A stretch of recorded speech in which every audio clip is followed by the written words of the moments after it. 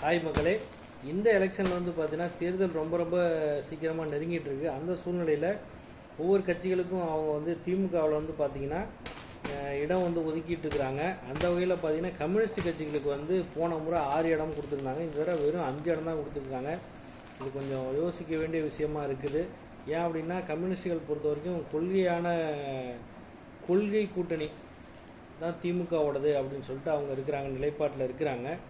So அதனால் கொள்கையில் ஸ்ட்ராங்காக இருக்கிற அவங்கள வந்து நம்ம 6 சீட்டு கொடுத்துருக்கலாம் அப்படிங்கிறது என்னோடய கருத்து. ஏன் அப்படின்னா ஏன்னா மற்ற நிறையா 2-3 கட்சிகள் புதுசாக சேர்ந்ததுனால இந்த முறை வந்து சீட்டுகள் கம்மியாவதாக தெரிகிறது.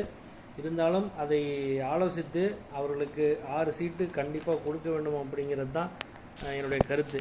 ஸோ கொள்கை பிடிப்புள்ளவர்களை நாம் அரவணைத்து கொள்ள வேண்டும் அப்படிங்கிறது தான் கருத்து மக்களே. ஸோ வந்து திமுக வந்து இதை கொஞ்சம் மறுபரிசீலனை செய்ய வேண்டும். அதனால் வந்து பார்த்திங்கன்னா ஏன்னா ஒரு 2-3 எலெக்ஷனில் வந்து பார்த்திங்கன்னா ரொம்ப ஸ்ட்ராங்காக அவங்களுக்கு வந்து ஒரு திமுகவுக்கு ஒரு உத்வேகம் கொடுத்ததே கம்யூனிஸ்ட்டு போன்ற கட்சிகள் தான். ஸோ அதனால் வந்து அதை கன்சிடர் பண்ண வேண்டும் அப்படிங்கிறது நம்மளோட கருத்து.